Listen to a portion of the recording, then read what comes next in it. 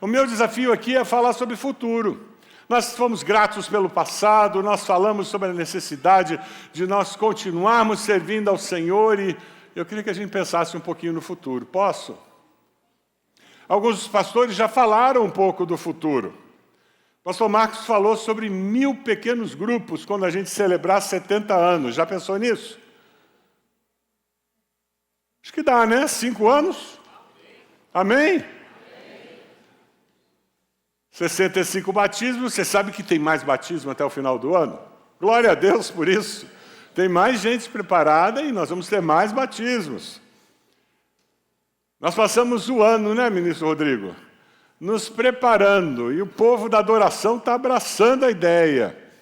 Eles eram o maior desafio, porque eles vão ser aqueles que vão carregar a maior parte do piano. Eles são da adoração, né?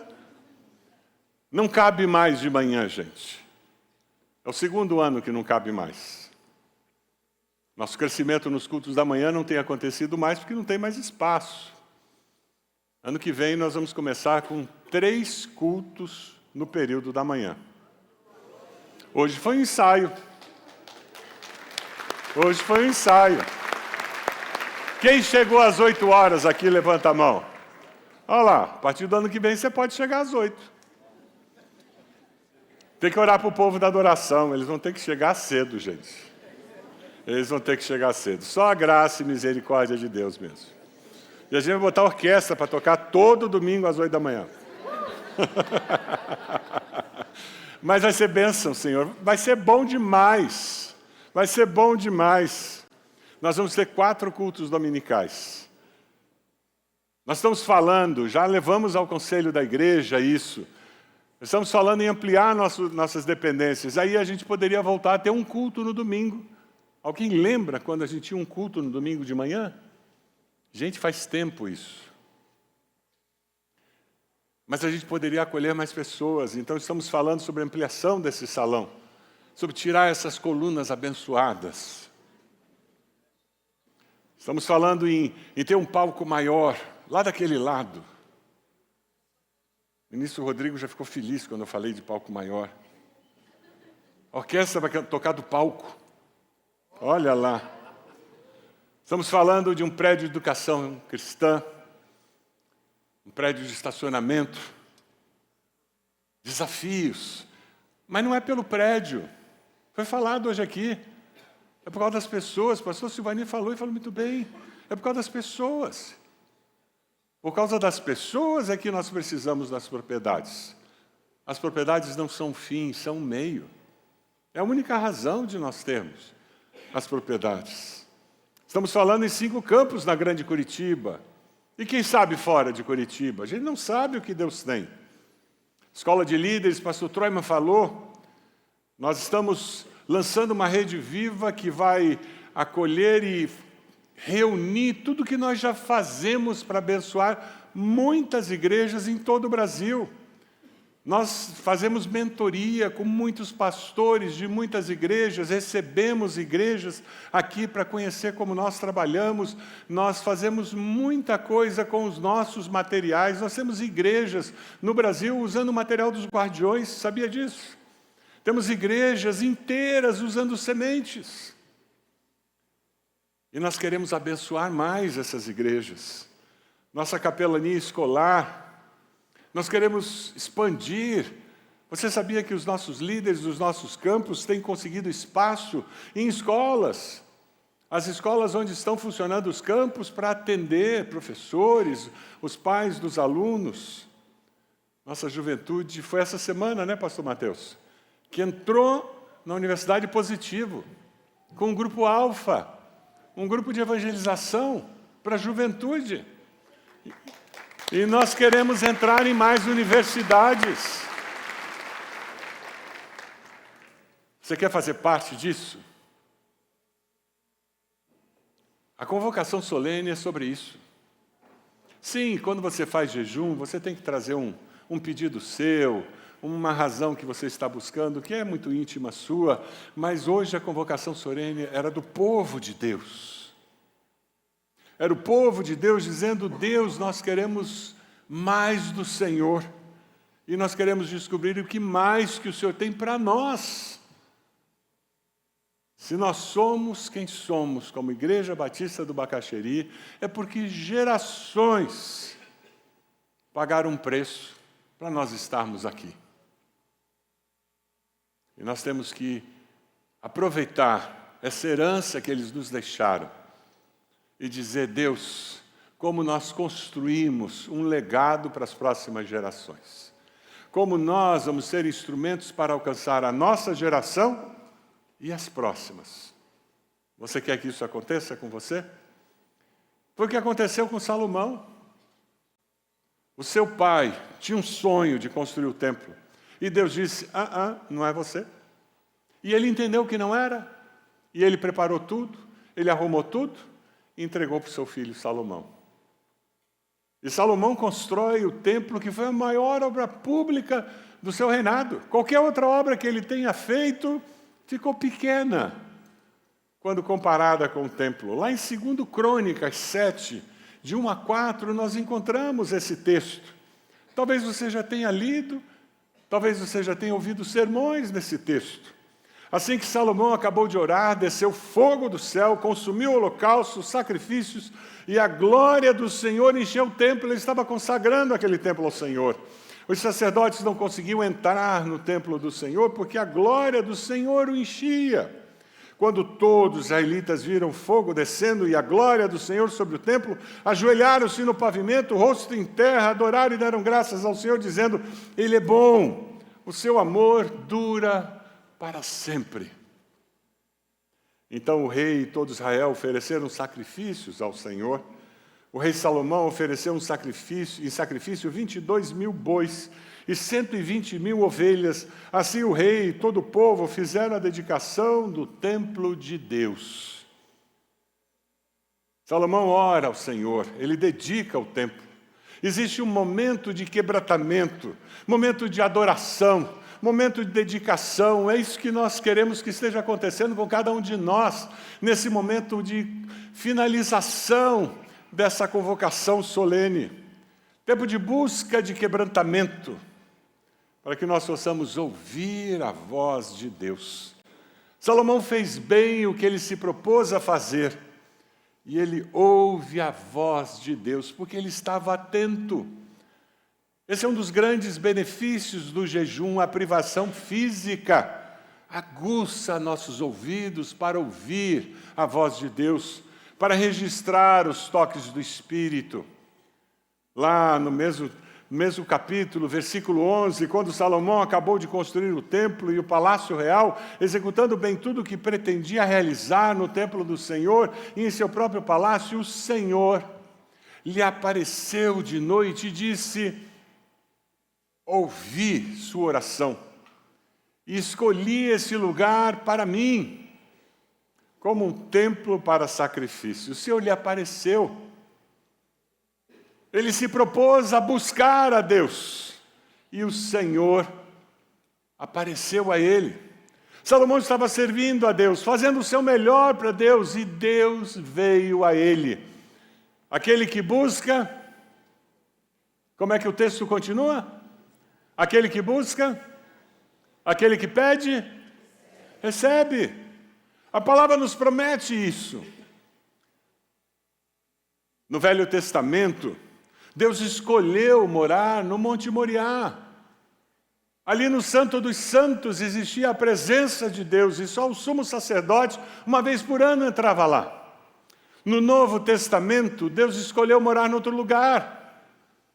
Ele escolheu morar no coração de todo aquele que crê em Cristo Jesus. Deus já mora no seu coração? Você já se arrependeu dos seus pecados e confessou Jesus como Senhor e Salvador? A Bíblia diz que quando isso acontece, a eternidade invade o seu ser. É por isso que surge uma nova vida. A mensagem de Deus é clara. Ele dá garantia da sua misericórdia, ele dá garantia da sua disciplina. Lá no versículo 13, Deus diz: se eu fechar o céu para que não chova, ou mandar que os gafanhotos devorem o país, ou sobre o meu povo enviar uma praga, com Deus não se brinca. Esse Deus a quem nós cantamos hoje, para quem nós oramos hoje, sobre quem nós ouvimos hoje, não é um Deus de brincadeira. É prudente temer a Deus, não ter medo de Deus. Nós não precisamos ter medo de Deus porque nós sabemos o caráter de Deus, que Ele é justo, é bom, é compassivo e misericordioso. Amém? Mas eu preciso reconhecer que Ele é o Criador dos céus e da terra e que Ele pode fazer você desaparecer assim. E que, se necessário for, com a perspectiva da eternidade, Deus permitirá sim que sofrimento venha, que tribulação venha, porque Ele sempre tem um propósito maior na sua vida, que é transformá-lo semelhante ao seu Filho Jesus. O ateu nega a existência de Deus, o deísta coloca Deus à margem da história. O discípulo de Jesus caminha com Deus. O discípulo de Jesus enxerga Deus presente e ativo na história da sua vida. Você tem visto Deus presente e ativo na história da sua vida? Amanhã, quando você chegar no trabalho, Deus está ali na sua mesa. Quando você sair para fazer negócios, Deus está sentado no lugar do passageiro do seu carro, Ele vai com você fazer aquelas negociações. Quando você está em casa, cuidando da sua família, Deus está ali com você. Quando nós temos essa consciência da onipresença de Deus, tudo fica mais fácil. É por isso que a palavra no versículo 14 diz: se o meu povo, que se chama pelo meu nome, se humilhar, buscar a minha face e se afastar dos maus caminhos, dos céus o ouvirei, perdoarei o seu pecado e curarei a sua terra. Você pode ler junto comigo esse texto? Vamos lá. Se o meu povo, que se chama pelo meu nome, se humilhar e orar, buscar a minha face e se afastar dos seus maus caminhos, dos céus o ouvirei, perdoarei o seu pecado e curarei a sua terra. O irmão Wilson foi muito feliz da observação que ele fez. Nem os mais otimistas podiam imaginar que a nossa igreja hoje estaria celebrando 65 anos como ela está. Nem os mais otimistas. Mas é porque o Deus do sobrenatural tem se manifestado na história da nossa igreja. Amém? Se o meu povo, o futuro que nós temos diante de nós, tem uma condicional. Se o meu povo, olha para a pessoa do lado aí, e com muito carinho diga: você é o povo. Ou seja, se você não for viver como povo, vai dar ruim. Se você não tiver atitude de povo de Deus, não vai dar certo. Cadeira azul não faz com que essas promessas se cumpram. Ser religioso não faz com que essas promessas se cumpram. Versículo 14 diz: se meu povo, que se chama pelo meu nome, a base do nosso relacionamento com Deus é no fato que nós somos dele, nós somos povo dele.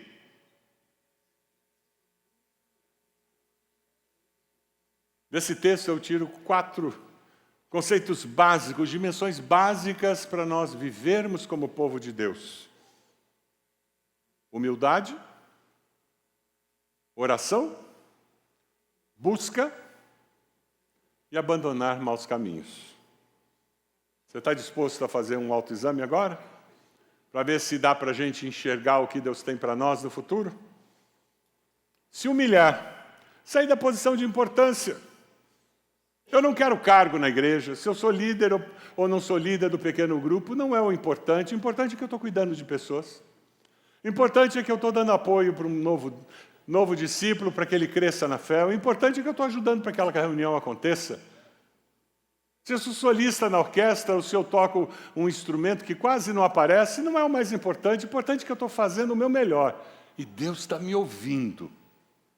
Pode ser até que meu microfone tenha falhado. Mas Deus ouviu tudo que eu toquei. Humildade, aquela capacidade de não ser soberbo. Antes da igreja chamar o mundo ao arrependimento, ela precisa se humilhar diante de Deus. Nada pode ser mais contraditório do que um crente soberbo. Nada pode ser mais contraditório do que alguém dizer que é discípulo de Cristo e ser soberbo. A soberba é a porta de entrada da ruína, minha gente. Tiago 4,6 diz que Deus se opõe aos orgulhosos, mas concede graça aos humildes. Você luta com soberba, com orgulho, você tem dificuldade em se humilhar, você tem que ser o centro de atenções na sua casa, tudo tem que ser do seu jeito, como você gosta, porque você gosta, lá na sua empresa, aqui na igreja.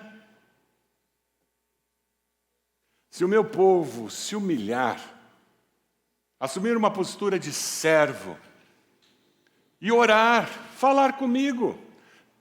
Orar é conversar com Deus, não é fazer discurso para Deus.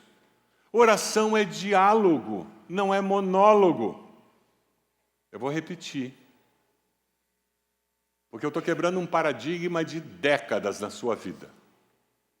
Oração não é monólogo. O que é um monólogo? Um fala, o outro escuta. Eu cresci ouvindo que pela oração eu falo com Deus e pela Bíblia Deus fala comigo.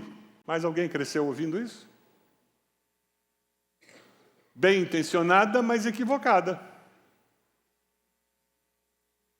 Pela Bíblia Deus fala comigo. Pela oração eu falo com Deus e Deus fala comigo. Porque tem o Espírito Santo em mim, que é o próprio Deus. Se você não aprendeu a bater papo com Deus na oração, você só sabe fazer oração monocanal. Você já escutou música que não tem vários canais? É meio sem graça, né? Os músicos aqui já gostaram, entenderam. Quem não entende de música, está dizendo, o que quer dizer isso? Na realidade, é conversa com Deus. E muitas vezes a grande dificuldade da nossa vida de oração é ficar calado na presença de Deus. É por isso que o salmista diz, aquietai-vos, quem sabe o resto? E sabei que eu sou Deus. Quer dizer, para eu ter consciência plena de quem é o meu Deus, cala a boca. E diz, Senhor, fala que o teu servo ouve. Fique quieto na presença de Deus. Aquiete a sua alma na presença de Deus desse mundo conturbado. Isso é um exercício, é uma disciplina espiritual. Para alguns é uma coisa fácil. Para pessoas como eu, é uma luta. Eu só consigo me aquietar na presença de Deus com uma folha de papel e uma caneta do lado. Não sei se você é assim. Aí cada vez que vem um pensamento, eu abro o olho e escrevo lá. Pronto, Deus, eu depois cuido disso. Aí, de repente, vem outro pensamento. Eu abro o olho e escrevo lá. Pronto, Deus, depois eu cuido disso. Vamos voltar para cá, Deus. E com o tempo, a minha mente, a minha alma vai aprendendo a se quietar e curtir a presença de Deus. Fazer isso sem música. Vocês que gostam de música, não conseguem fazer um momento com Deus sem ter barulho. E Deus fala no silêncio. Ah, como é precioso o silêncio. Se o meu povo se humilhar, orar, conversar comigo. Quem tem filhos sabe do que eu estou dizendo. Não é bom quando seu filho, sua filha senta e conversa com você? Não é uma experiência gostosa? E quando tem um papo cabeça, então melhor ainda, né? Se o meu povo se humilhar, orar e depois buscar a minha face. Eu coloquei do lado buscar intimidade com Deus. O reverendo Hernandes Dias Lopes fez uma observação que eu achei bem interessante num sermão que ele pregou nesse texto. Ele diz: oração não é prioritariamente buscar as bênçãos de Deus, é buscar o Deus das bênçãos. Eu vou repetir. Oração não é prioritariamente buscar as bênçãos de Deus, é buscar o Deus das bênçãos. Orar é deleitar-se em Deus por quem Ele é. É mais do que buscá-lo pelo que Ele dá. É simplesmente me agradar na presença de Deus. Orar é experimentar intimidade com Deus. Eu tenho mais de 45 anos de casado com a minha esposa. Nós conseguimos ficar juntos sem trocar uma palavra um com o outro. Ela está lendo um livro, eu estou vendo alguma coisa no celular, ou eu estou lendo um livro, ela está escrevendo alguma coisa no computador, mas nós estamos juntos. E se dá para escolher entre ficar cada um num escritório, num quarto da casa, ou juntos, eu sei qual é a escolha que nós vamos fazer. É sentar perto um do outro. A intimidade desses 45 anos faz com que a gente tenha prazer de estar junto. É bom estar junto. Para conversar, para fazer uma opção de coisas e também para não fazer nada. Só estar junto.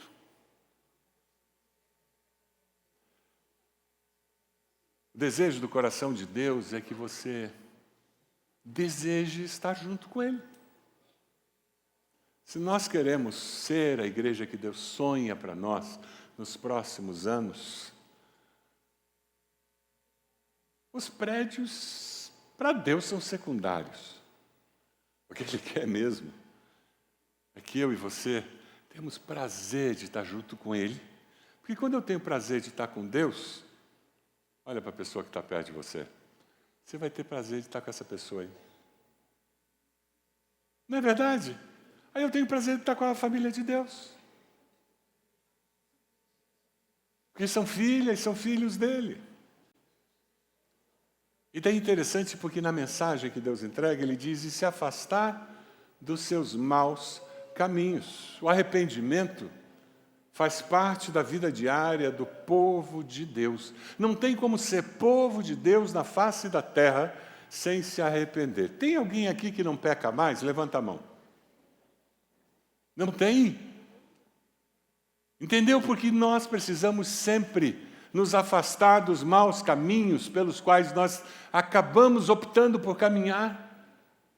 É por isso que nós precisamos cultivar essa intimidade com Deus e buscar a Deus e ter esse relacionamento de conversa com Deus, porque daí com humildade eu vou reconhecer: errei, Deus. Sabe, a palavra irrepreensível que você encontra no Novo Testamento, falando sobre o objetivo da vida cristã, de viver uma vida irrepreensível, não é ter uma vida em que você não comete erro, mas você é convencido do pecado, da justiça e do juízo pelo Espírito Santo, antes que alguém precise ver repreender você. Quando você erra, o Espírito aperta o seu coração e você diz: Senhor, o que eu fiz? E você se arrepende. Você é irrepreensível, não porque você não erre, mas porque o tempo todo, quando o Espírito convence, você se arrepende, confessa, abandona os maus caminhos e começa de novo. Nós servimos ao Deus da nova oportunidade. Amém? Se o diabo está dizendo para você que não tem jeito, você pode dizer: sai para trás, Satanás, em nome de Jesus. Larga Deus e deixa em paz, em nome de Jesus.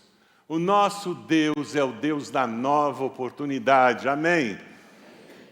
Você pode dar uma palavra de encorajamento para a pessoa do lado, dizendo: o teu Deus é o Deus que dá nova oportunidade o tempo todo. O tempo todo, o tempo todo, o tempo todo. E Deus diz que Ele dos céus ouvirá a oração, Ele perdoará o pecado e curará a terra. Aquele coração humilde, que conversa com Deus e que busca essa intimidade com Deus e que abandona os maus caminhos porque se arrepende, ele experimenta perdão, porque o sangue de Jesus faz o quê? Nos limpa de todo o pecado. Foi o que celebramos aqui, sob a liderança do pastor Tiago. Por isso celebramos a ceia. O sangue de Jesus nos limpa de todo o pecado. A nossa nação precisa descobrir o poder do sangue de Jesus, que traz perdão. Nós vivemos uma nação com valores distorcidos, leis injustas, cultura pagã, estruturas demoníacas dominando a nossa sociedade e o nosso povo. Deus quer usar essa igreja, quer usar você, para que essas estruturas demoníacas sejam destruídas. Amém?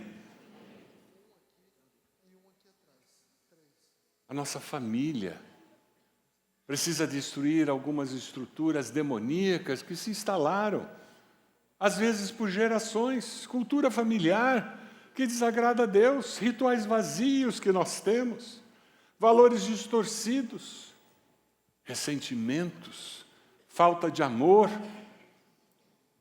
Nós precisamos do poder desse Deus para que seja sacudida essa família e que com arrependimento, com confissão, experimentemos mudança de vida. Porque o nosso Deus, Ele não traz só mudança, Ele traz cura, libertação. Vindo hoje de manhã cedinho para cá, eu e Ed conversávamos no carro sobre uma pessoa que nós conhecemos. Ele estava querendo casar com alguém. Os pais da moça disseram não. E a moça insistiu. O rapaz se transformou numa joia. O genro ideal para todo mundo. Convertido, ativo na igreja, trabalhador. Já viu esse filme em algum lugar? Uma bênção. Ele mudou da água para o vinho. Casaram. E ele ficou mudado por anos. Mas chegou uma hora que aquela panela de pressão fez o quê? Explodiu. A transformação dele não foi feita pelo poder do Evangelho. Não foi uma transformação por novo nascimento. É porque ele queria casar com a moça. Ele queria ganhar a aprovação dos pais da moça. E aí explodiu o casamento, veio o divórcio, o sofrimento com os filhos, um caos se instala. Porque eu consigo me mudar, você consegue mudar por um tempo, mas não permanentemente. O único que tem poder para me mudar e mudar você de forma permanente é o Senhor Jesus. Amém? Amém. Então pare de tentar se mudar. Dobre o joelho. Com humildade diga a Deus: eu não dou conta do recado. Converse com Deus sobre isso. Se arrependa dos seus maus caminhos. Busque o poder do Espírito Santo para que você experimente um novo viver. Nossa igreja, para os próximos anos, precisa viver mais do que nunca isso. Porque aí nós vamos experimentar cura do Senhor nas nossas vidas, nas nossas famílias e na nossa terra. Ah, como nós precisamos disso na nossa terra. Mas tudo isso começa aqui. Nessa comunidade. Comigo e com você. Eu estava preparando essa mensagem e me lembrei de um texto, lá de 2 Crônicas 34, do rei Josias. Eu gosto muito da história do rei Josias. Ele começa a reinar com 8 anos, um menino. Tinha alguém reinando por ele. Ele reinou durante 31 anos. O texto de 2 Crônicas 34, 3 diz que no 8º ano do seu reinado, ou seja, quando ele tinha 16 anos, um adolescente, pastor Mateus. Um adolescente, ele toma a rédea da vida dele. Como adolescente, ele começa a tomar decisões. Eu só comecei a tomar decisões na minha vida a favor de Deus quando eu tinha 19 anos. O nosso sonho é que nossos filhos, naquele período de adolescência, consigam fazer essa passagem do Deus dos meus pais se tornar o meu Deus. É esse o trabalho do nosso Ministério de Juventude, para que eles possam amadurecer, crescer e entrar na vida adulta, como discípulos e servos do Deus Altíssimo. O texto lá em 2 Crônicas diz que no 8º ano, sendo ainda bem jovem, ele começou a buscar o Deus de Davi. O rei Davi, ele reconhece aquela herança espiritual que Davi deixou. No 12º ano, começou a purificar Judá e Jerusalém dos altares idólatras. Aquele adolescente, dos postes sagrados, imagens esculpidas dos ídolos. E, de repente, é encontrado o livro da lei no templo do Senhor. Eles tinham perdido o livro. Eu me lembro. Eu fui criado em igreja, mas teve um tempo que eu fiquei afastado. E eu perdi minha Bíblia. Mas como eu não lia, não fez muita falta. Durante anos eu perdi minha Bíblia. Sabe onde é que ela estava? Vocês lembram do corcel, 2 portas? Lembra? Você abria a porta, para entrar atrás, você fazia o quê? Você levantava o banco. Pois é, ela estava embaixo do banco do motorista. O banco do motorista normalmente não era levantado, era o outro que levantava, né? Eu tenho essa Bíblia até hoje, ela tem uma marca. A minha Bíblia ficou perdida por anos. O povo de Deus tinha perdido as Escrituras. E entregaram isso. E quando o rei ouviu as palavras do livro da lei, sabe o que ele fez? Esse rei rasgou as suas vestes, sinal de luto, de arrependimento. E sabe o que ele resolveu fazer? Buscar ainda mais a Deus. E vem uma mensagem do profeta de Deus para o rei. Versículo 27. Já que o seu coração se abriu, e você se humilhou diante de Deus quando ouviu o que ele falou contra esse lugar e contra os seus habitantes.